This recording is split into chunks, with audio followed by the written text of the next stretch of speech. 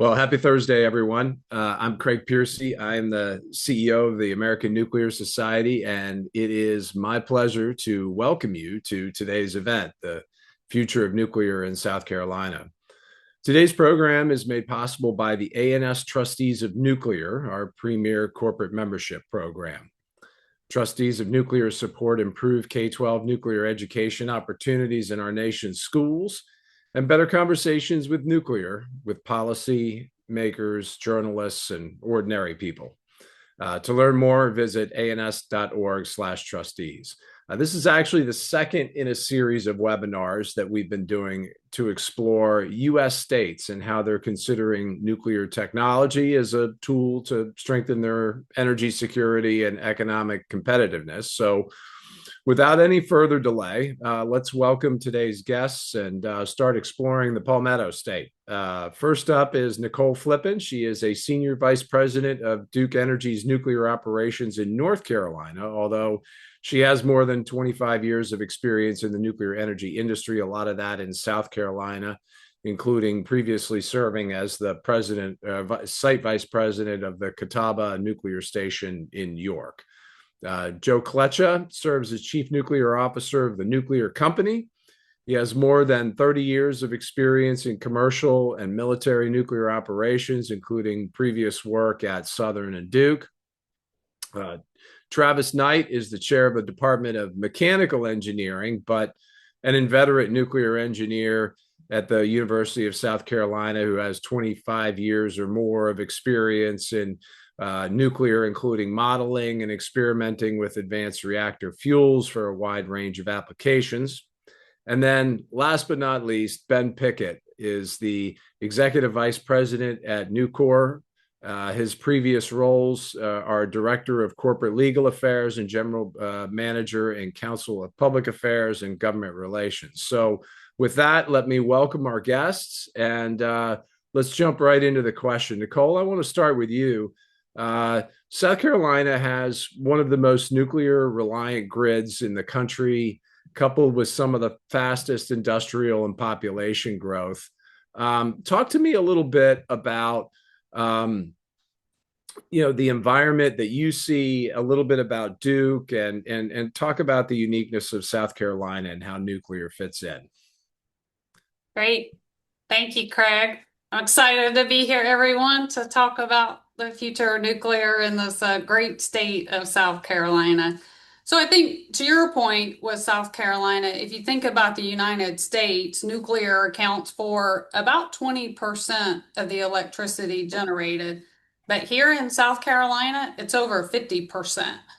And so then when you combine that with the Department of Energy Savannah River Site facility, when you think about Westinghouse's fuel fabrication facility in Columbia, South Carolina is a state that's very welcoming to nuclear technology. And so I'm proud to say Duke Energy has operated nuclear power plants in South Carolina for over 50 years. And so we currently operate 6 of the 7 commercial reactor operators in South Carolina at 3 locations. And then as we look forward, I would say with Duke, we talk about our nuclear strategy in terms of today, tomorrow, and the future. And so today we are laser focused on operating our existing fleet with excellence. And I feel like that is my day in, day out job right now. And we're keenly aware that every day we earn the right to continue to operate our nuclear fleet in South Carolina. When we think about our tomorrow strategy, we're going after license renewal for all of our reactors in the Carolinas. It was a big milestone for Duke earlier this year when we got the subsequent license renewal approved for our Oconee nuclear station that has 3 reactors. It's not as exciting as building new plants, but part of our tomorrow strategy is some of our sites we've got a path forward on power uprates. So it's a cost-effective way to add nuclear generation to South Carolina's mix. And the future, which is a lot of why we're here, I would say is Duke is exploring new nuclear options in South Carolina. As a company, we do view nuclear as part of our long-term energy mix, and I would say, like a lot of utilities, we're being thoughtful in our approach. Making sure we balance the needs of our customers, many stakeholders, and of course our shareholders. And again, happy to be here and look forward to the conversation. Thank you, Craig. Well, thanks, Nicole. And that's, I think, a good segue to come to you, Ben. So, in many ways, South Carolina is one of the most, industry-heavy state economies that you're going to find. And obviously, Nucor Steel plays an important role there in terms of the automotive industry and advanced manufacturing. Talk a little bit about Nucor, its sort of footprint in the state, and obviously there have been Nucor is sort of carefully examining the nuclear issue and how it's going to power its facilities cleanly in the future. Talk a little bit about how you see nuclear fitting into Nucor's future. Sure. Well, great to be with you all, Craig. Thanks so much. It's interesting that we're talking about South Carolina today. Nucor actually got its steelmaking existence started in the state of South Carolina back in the 1960s in Darlington, and a few years before that, we had a wholly owned joist and decking plant in Florence.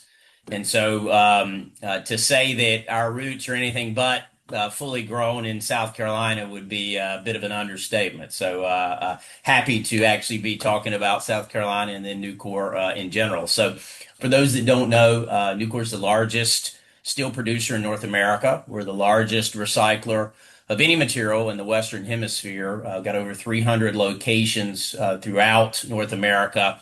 About 96% of those are actually in America itself. Specifically to South Carolina, very large, massive complex there in North Charleston in Berkeley County.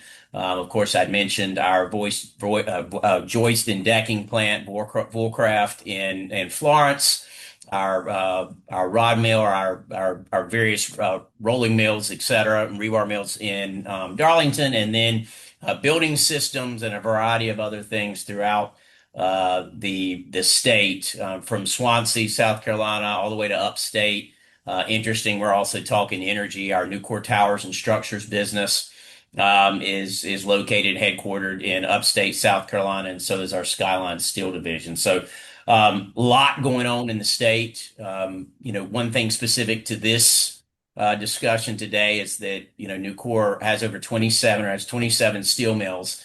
And often years we will take down almost 18 billion kilowatt hours in any given year to actually power just those steel mills. In turn, well, what is that steel going into, right? It's all circular. So the data centers that are getting built can't be built without Nucor steel. The BMWs built in South Carolina, we're proud to say, are built with Nucor steel.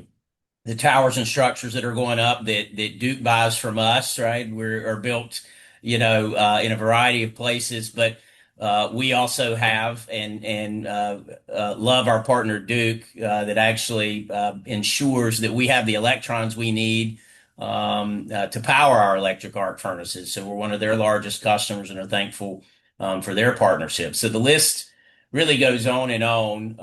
Joe and the team at the nuclear company, we've been very excited to see what they're doing. And I know we'll talk about it a little more, Craig, but really getting into the supply chain components, the collaboration that's really needed there across the industry.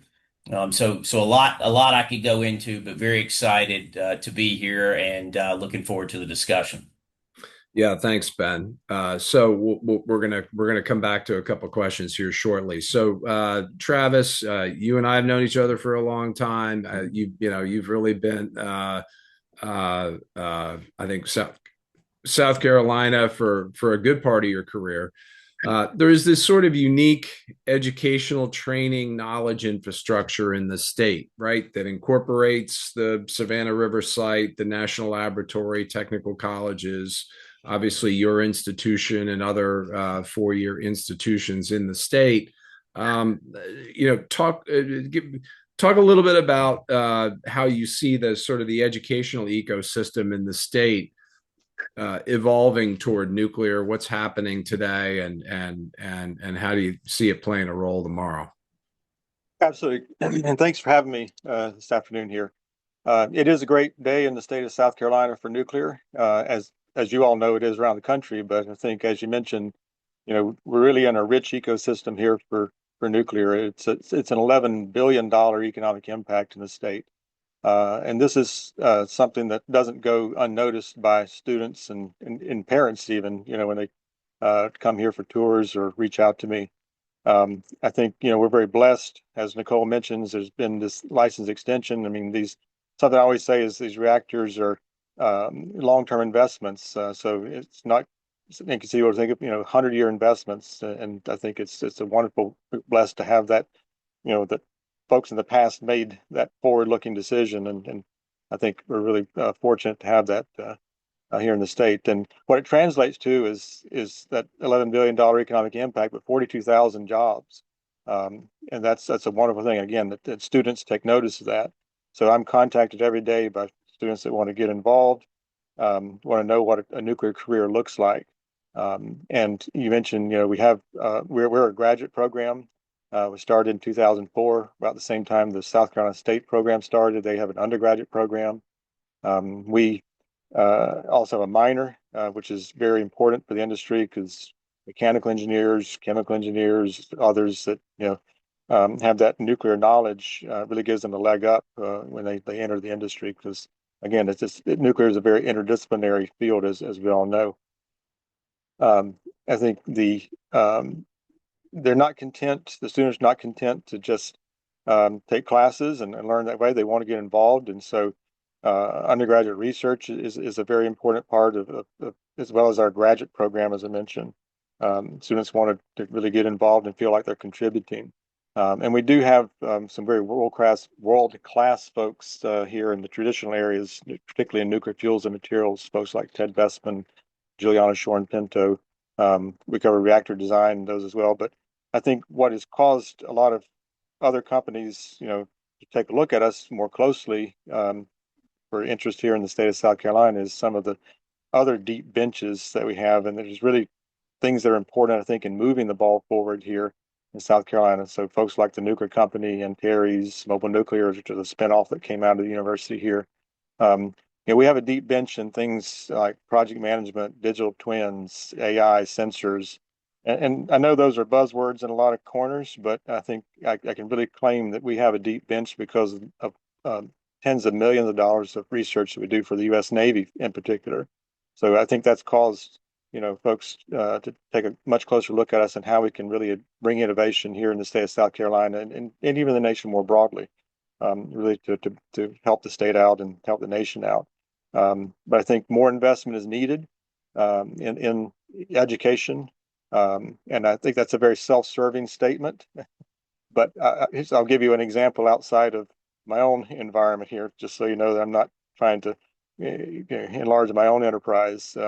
I was speaking at church this past Sunday, just in fact. One of the young youth that I knew growing up there, he had just graduated in May. He wanted to start a welding program. And he cannot get into that welding program because it's full. And so I think, we hear all around that we need more welders, we need, more engineers, we need more.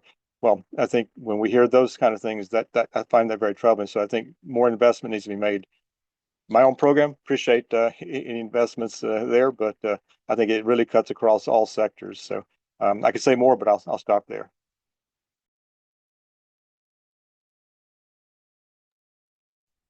You're on mute, Craig. Boy, that's the first time in a long time I've done that. So thank you, Joe. Good to see you. And, I want to get you in the conversation here. So you work for the Nuclear Company. It's sort of a unique model, and you've actually seen fit to move your headquarters down to South Carolina. So maybe just a quick picture of the company, what makes it unique, the special sauce that you offer, and why South Carolina. Yeah, great. Thanks for having me, Craig. Humbled to be on the panel with some great leaders and great friends here, and very grateful for all those that joined. So the Nuclear Company is focused on fleet scale deployment of known technologies. So we believe in all of the above approach to nuclear: large reactors, small modular reactors, advanced reactors, fission, fusion. Yes, we need to press forward on all fronts. But what we're really focused on is what are those technologies that we know can be deployed today to solve for this bridge, this gap that we're seeing in the market, to start pushing electrons to the grid to meet customer needs in a clean, safe, sustainable way.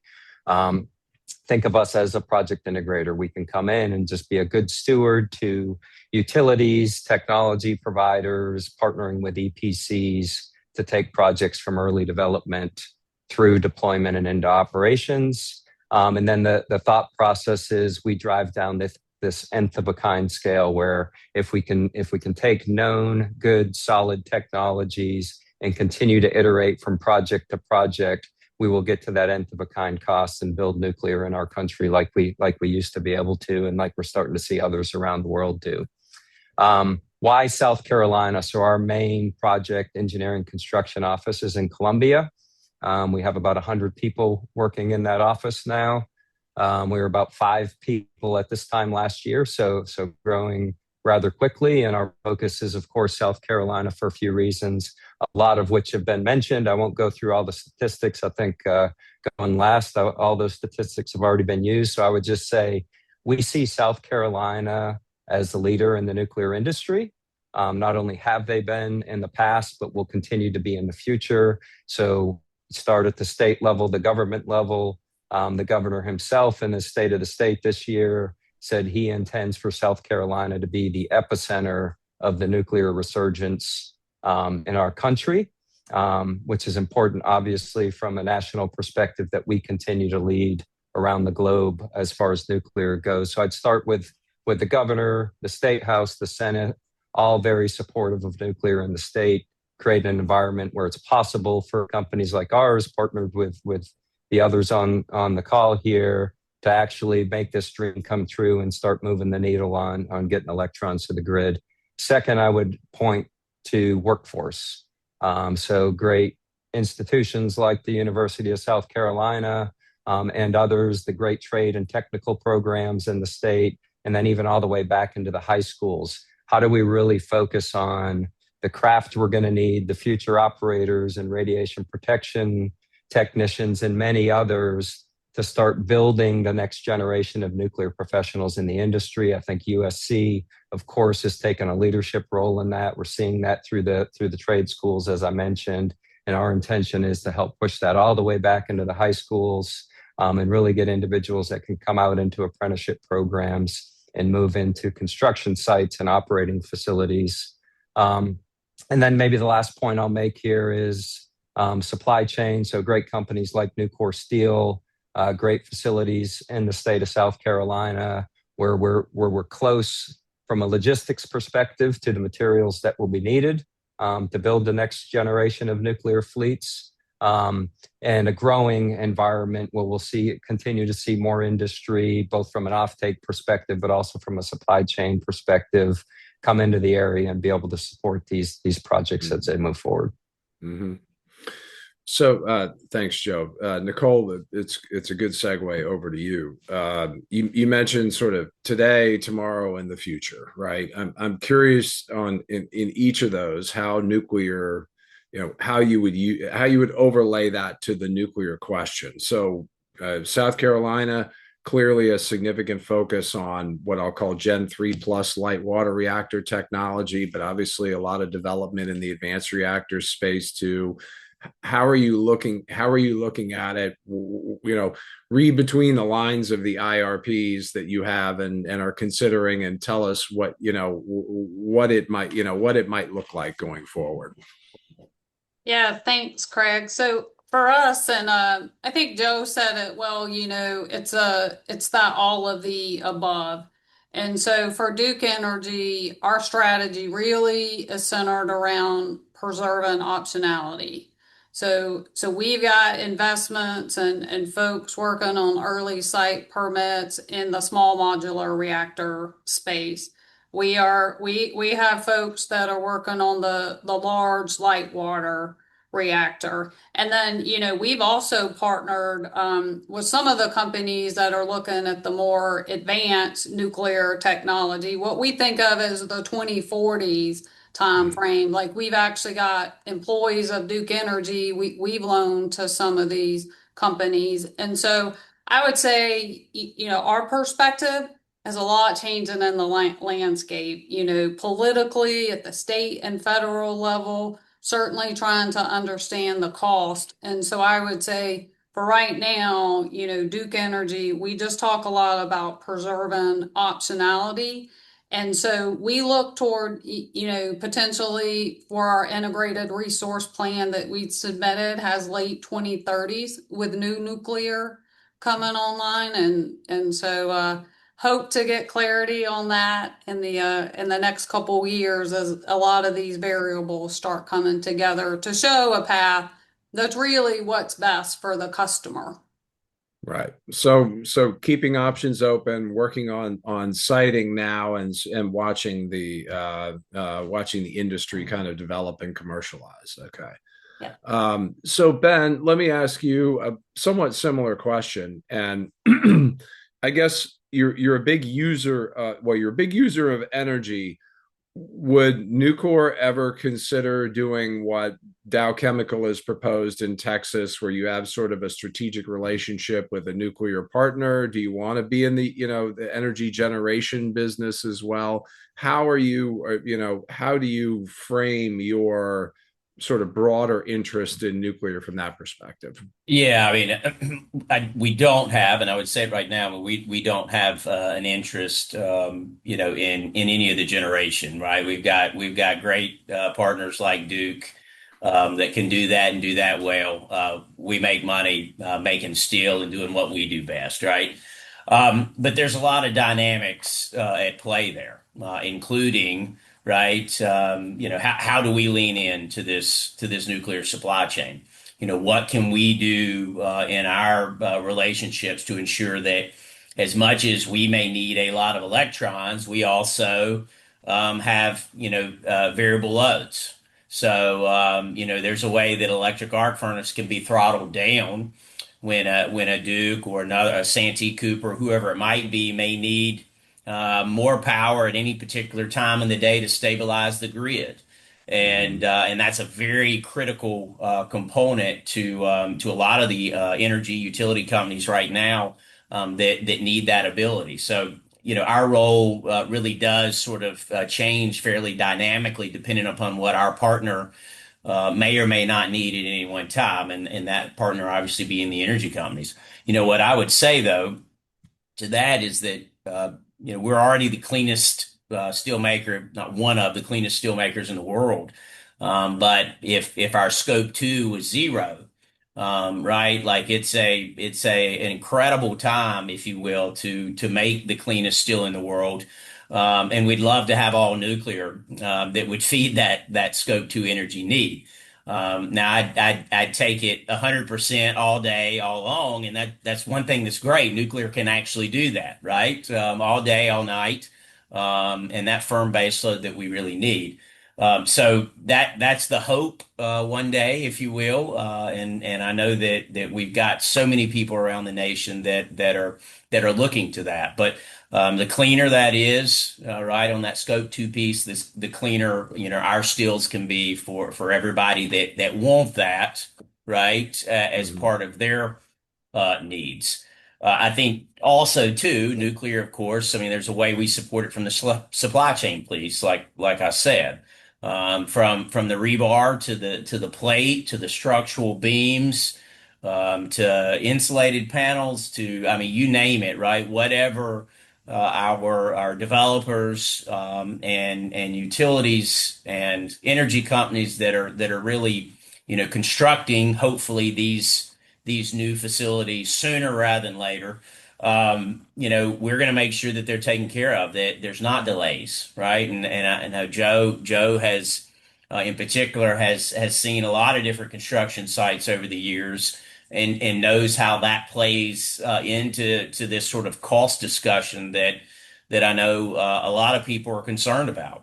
And that's one way where, Nucor, with the size of its balance sheet, the breadth of its products, the ability to say, you're going to get it on time, and you're going to get everything you need at the quality you need, so that we can keep this project moving. And there's not thousands of people standing sort of waiting with their hands in the air, hoping that materials or things should come to the job site. We're going to ensure that that's not the case, that they have everything they need when they need it. Got it. Thank you. So, electrons, but not neutrons for you, right? When it comes to Exactly. nuclear. Yeah.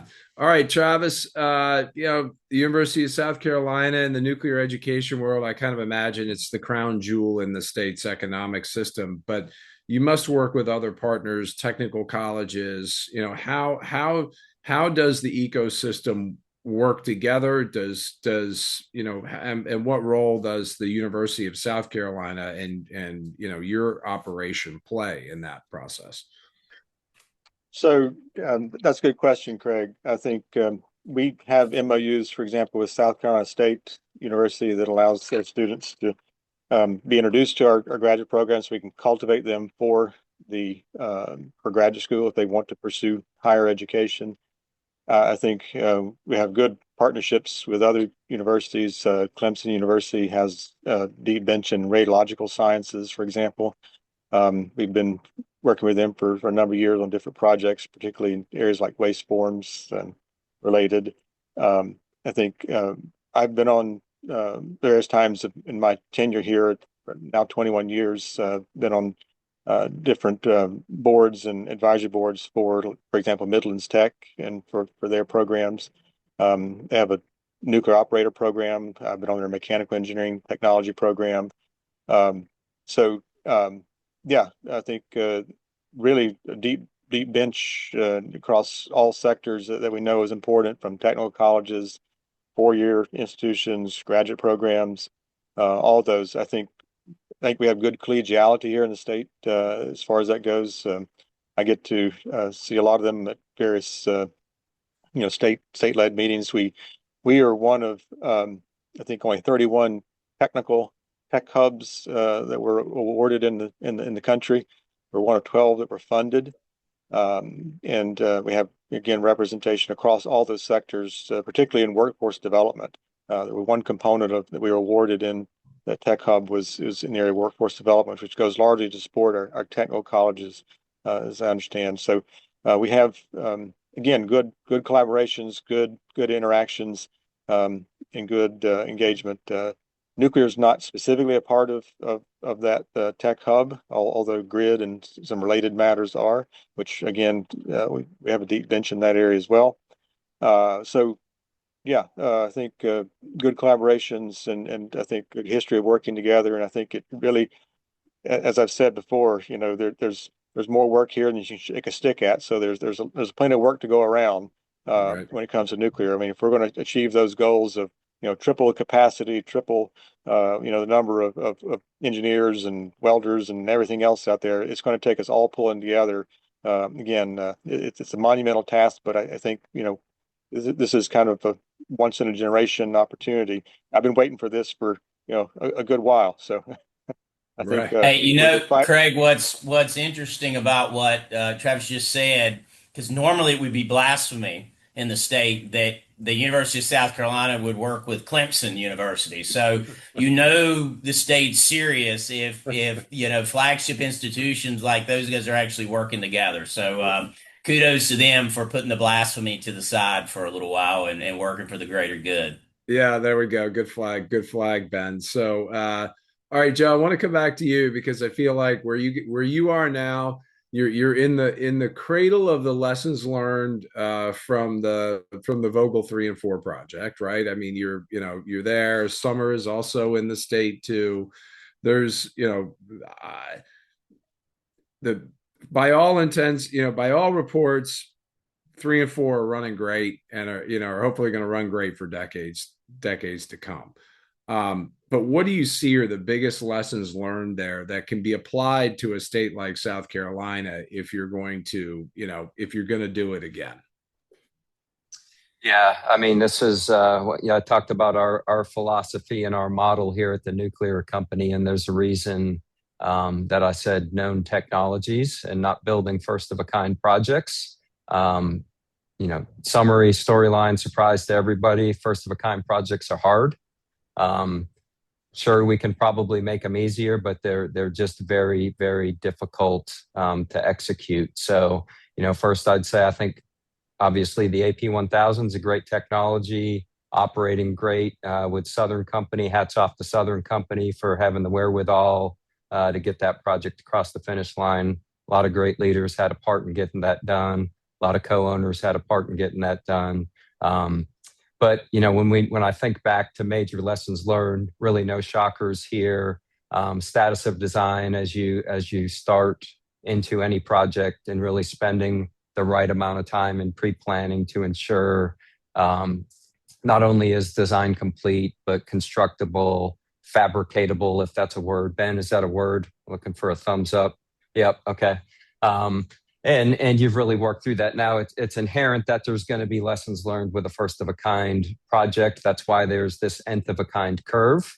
But I would always start with design. The next big area I'd say where, because that project continued to move forward and others that were occurring at the same time, we got a little bit of a restart on our supply chain. But that's difficult when you take 30 years off. So now, Right. If you think about the anatomy of those projects, in many cases, a lot of that supply chain hasn't been active in 10 to 15 years. So we're better than we were, but we're, by the day, losing some of those skills and abilities. So we're obviously focused on supply chain here at the Nuclear Company, partnered with Nucor to really figure out how can we create more fabricators, how can we create better streamline of products directly from Nucor into the nuclear industry as we see these builds start to take off. And then what can we do to really open up doors for great suppliers out there that maybe don't meet the NQA1 qualifications needed, but are potentially working in an adjacent industry where they have similar audits, similar quality, similar standards, and we think we can help those great suppliers get to a point where now we've expanded the playing field of available suppliers as we see this 200, 300 gigawatts of need coming for the nation as we move forward. So design, supply chain are certainly the big two, I would say. And then the third, we've hit on quite a bit, workforce. It was a significant struggle with the Vogtle project as we started to ramp up, finding the right qualified craft. I think, we talk a lot about the importance of having the right engineers, and Dr. Knight and I have been on many panels together discussing, he doesn't like it when I say this, but nuclear plants and specifically nuclear construction projects don't need a lot of nuclear engineers. Valuable skill, and they can be used in other places, but mechanical, electrical, civil engineers. And then I would even say it's still a small population or percentage of what you need to go execute nuclear projects and operate nuclear plants, where we really need to open the aperture and invite more people into our community that better understand you don't have to have the 4-year degree. In many cases, the 2-year degree, the trade school, and we're really, like I said earlier, pushing back into the high school to say, how do we get these sophomores and juniors in high school in a program so they can walk out as soon as they graduate?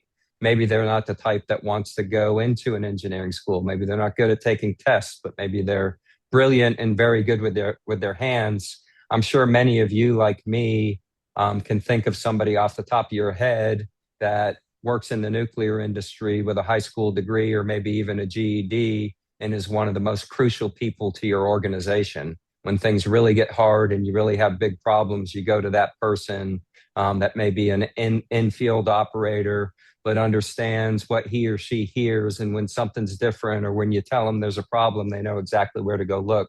So I think it's we said all of the above as far as technologies. I think about how we think about workforce needs to be an all above thought also. So those three big areas, of course, Craig, many other lessons learned on that project, but I'll maybe stop with those three.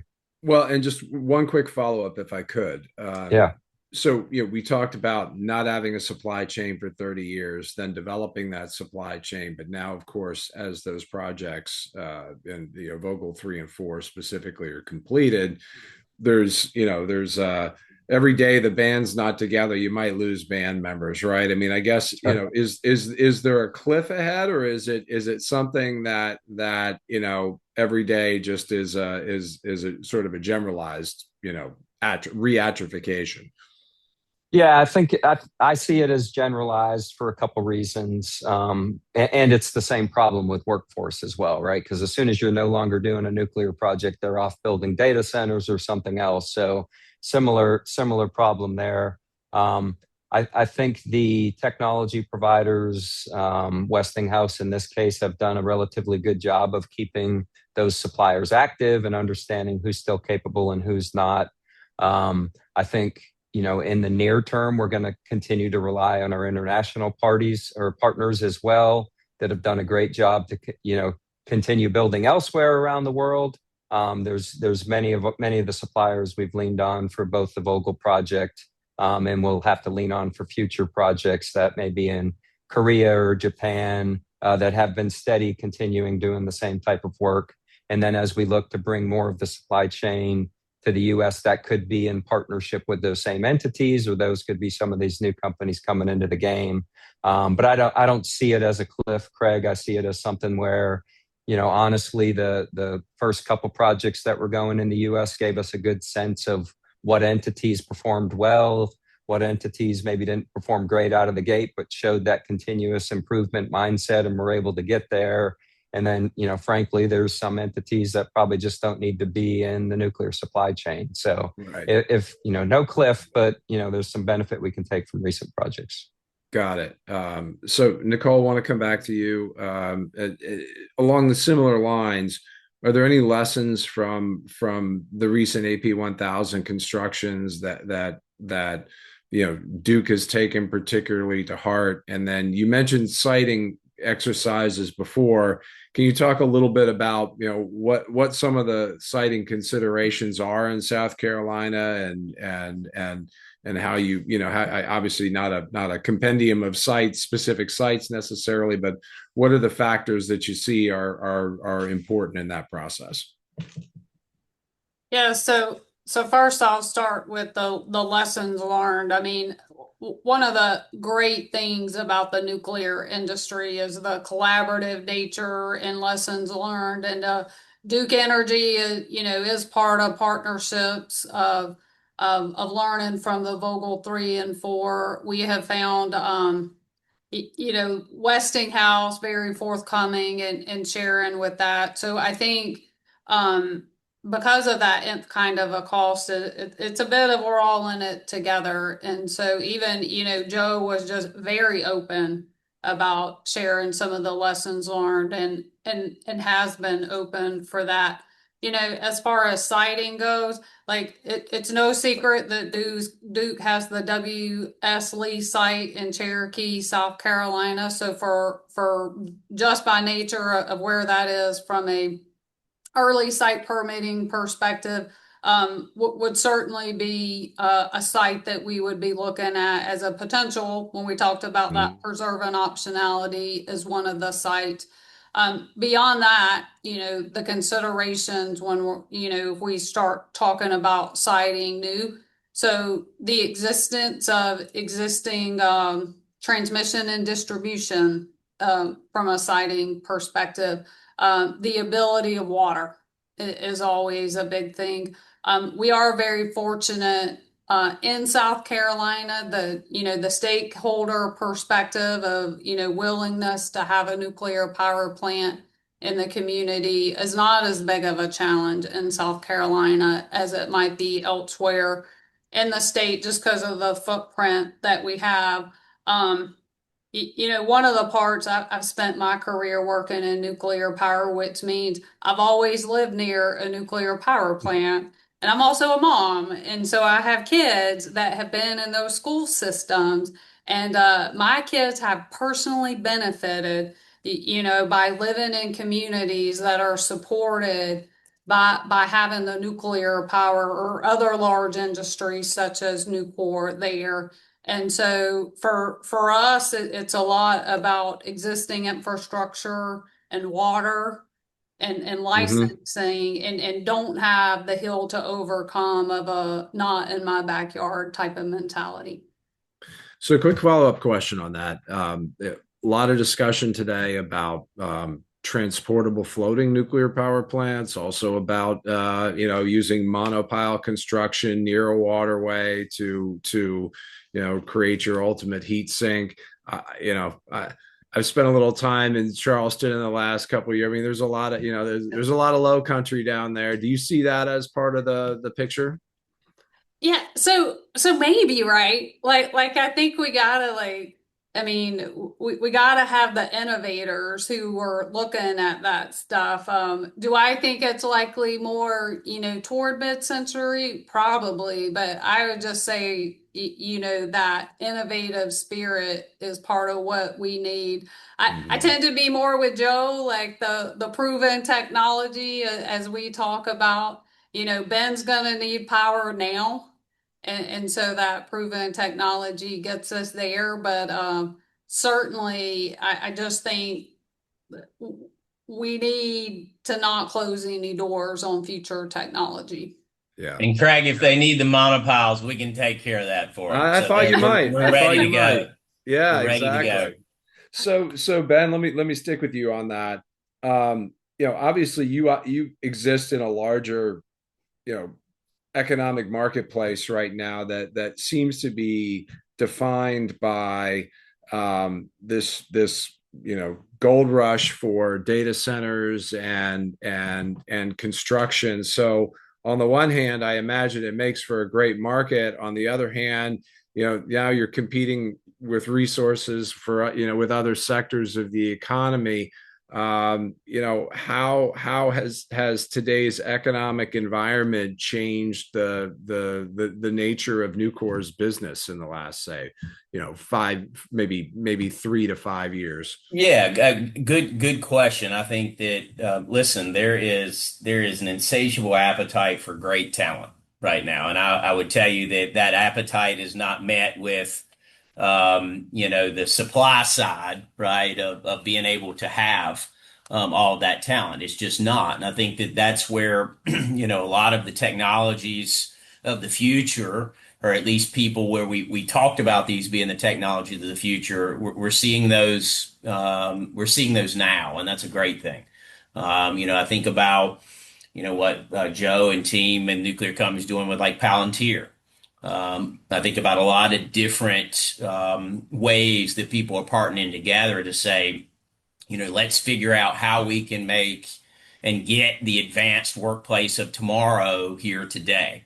It's interesting with Nucor. I mean, we're thankful with the company we have and the culture we have. We've got over a 93% retention rate, right, which is a bit unheard of in manufacturing, almost non-existent at those levels.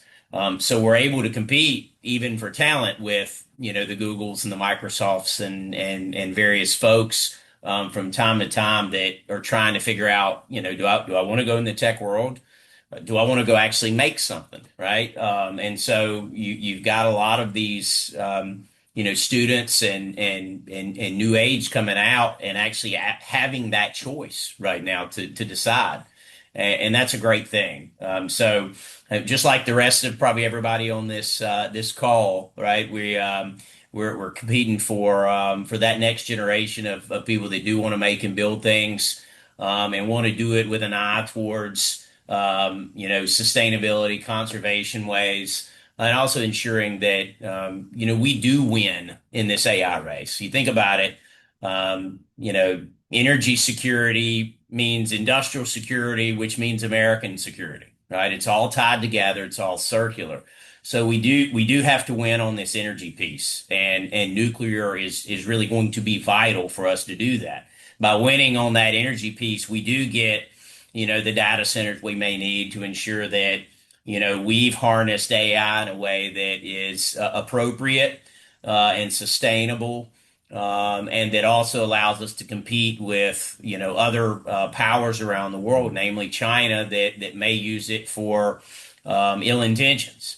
And that's something that we're going to ensure that we're at least playing our role in that supply chain to ensure that, these what's needed to get built, whether it's the nuclear energy or the data centers or various components needed to support that revolution happens. Yeah, thanks, man. So, Travis, back to you. I want to give you an opportunity to correct or amend the record or revise and extend your remarks on a comment that we often hear in the nuclear industry, that we don't need a lot of nuclear engineers, but we need a lot of skilled labor. We need EEs and MEs. And I'm going to take the opportunity to do a shameless self plug for ANS's professional development programs, specifically our Nuclear 101 and our Certified Nuclear Professional designations that are designed to bring in people from adjacent industries that might be an electrical engineer working on digital cockpits for F-35s that are now working on digital instrumentation and control for reactors. So end of the plugging. But when it comes to nuclear engineers, I hear from students and I hear from professors that people are getting jobs. Jobs are not the problem. But you want to talk a little bit about, where your nuclear engineers go and is there a limit? Are we going to bump up against a demand limit on nuclear engineers? Curious to get your thoughts. Yeah, thanks for the opportunity to kind of chime in here with my good friend Joe. His thoughts. But I think we're more alike than we recognize. I think I agree. It is going to take, every sector needs investment. Every sector needs more bodies, because I think it goes to what Joe was saying in high schools, is we need to get them to think about STEM, engineering, welding.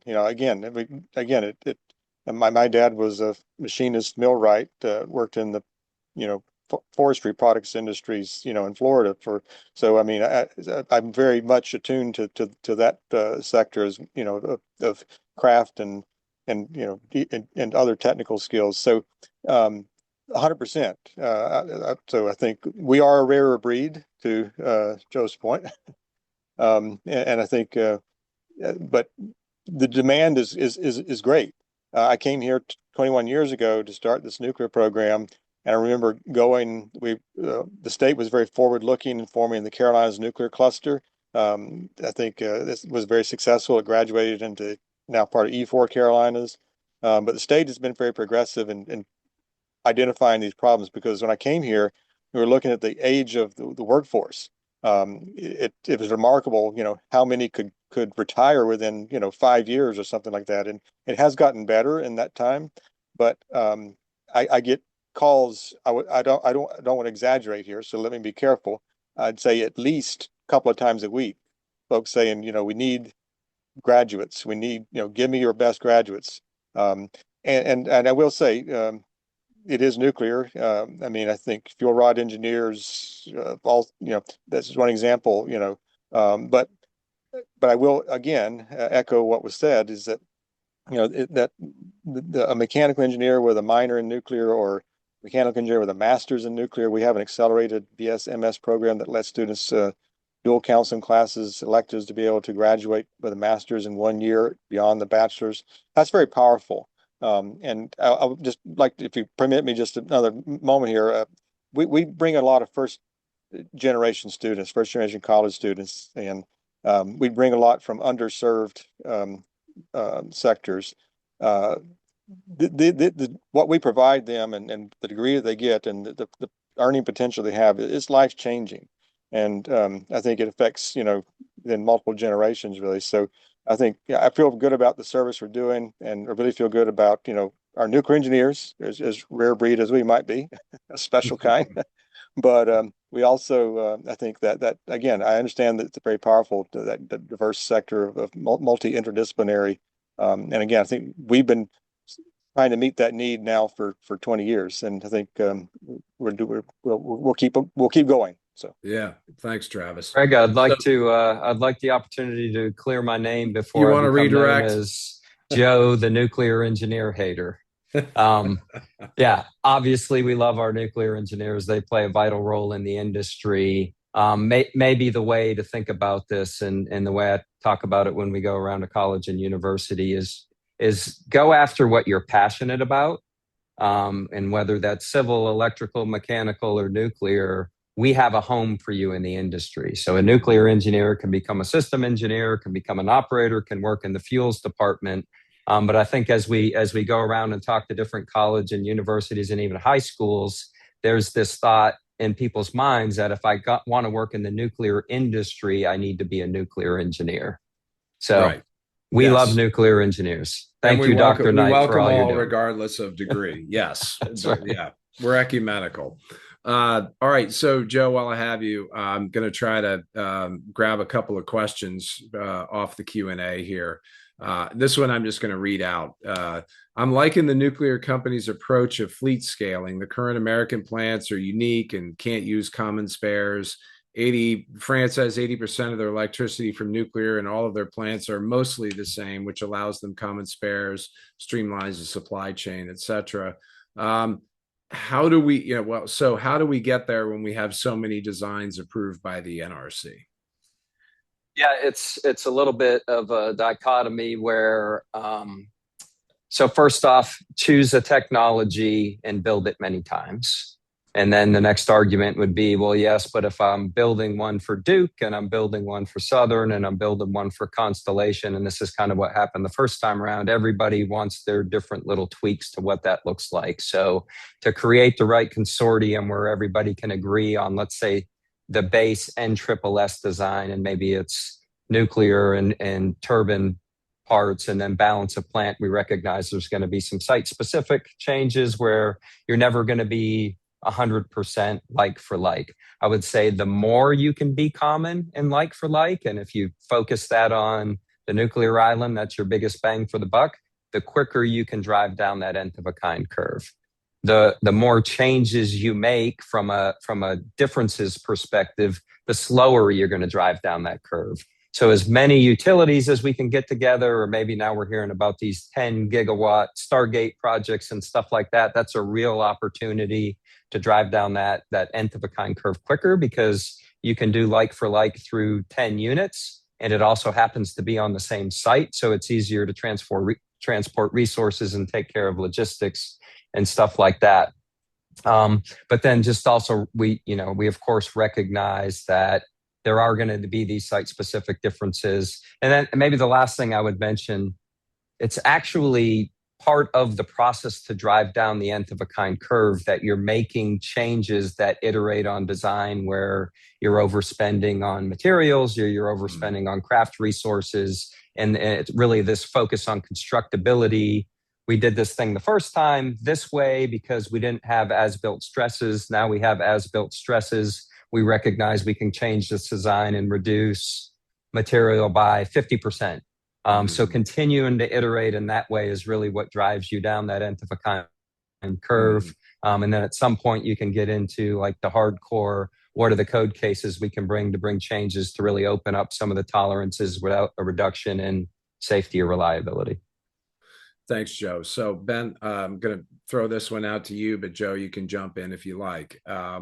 One of the major issues with the construction of Vogtle and with VC Summer was the steel modular components from the Lake Charles facility, causing extended deliveries. Will Nucor be able to pick up fabrication of building modular components? Is that, let's turn it around the other way, as opposed to a user and a supplier. What does that look like for Nucor? Yeah, I mean, I think we're looking at everything right now, and that's part of the things that Joe and team are trying to work out, that we're discussing too, again, to ensure that what does the nuclear industry right now actually need, right?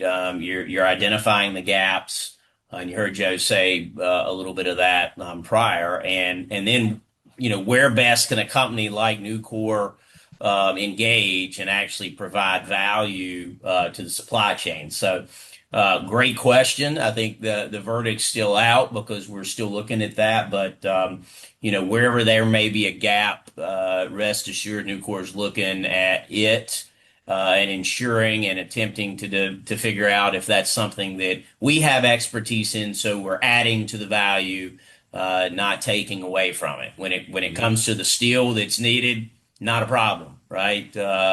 We have it, and we'll be ready to go just like we are today and yesterday. But if there's a gap, man, again, also rest assured we're looking at it and we're going to see what role we can play. Yeah. Just a brief follow up on that, Craig. So I think of this as, how do you choose your supply chain partners? And if this is a first of a kind nuclear process for them, then you need a mature, logical way to scale into that. Two, I would say, what as the licensee or the owner of the site are you doing from a quality or a supplier compliance perspective to ensure, if you have some of these entities that are maybe doing it for the first time, you're going to want to lay in some additional support from a nuclear safety culture perspective, safety conscious work environment perspective, and ensure you're helping your suppliers make this transition and journey. And then the third piece I would say is, there's many of great companies around our nation that do things that are adjacent to nuclear, like shipbuilding, submarine building, very good at building modules. We should leverage some of those resources as we look at this next wave of nuclear construction and move forward with known entities in that space. Well, thanks for that. So, Joe, I'm going to stay with you for a second. I think this could be our last exit question. So I'm going to pose the same question to I love this question. I'm going to pose it to everybody in the group here. And the question is simply, why is South Carolina so welcoming to nuclear? So we'll go Joe, Travis, Ben, and then Nicole, you'll have the last word. Joe?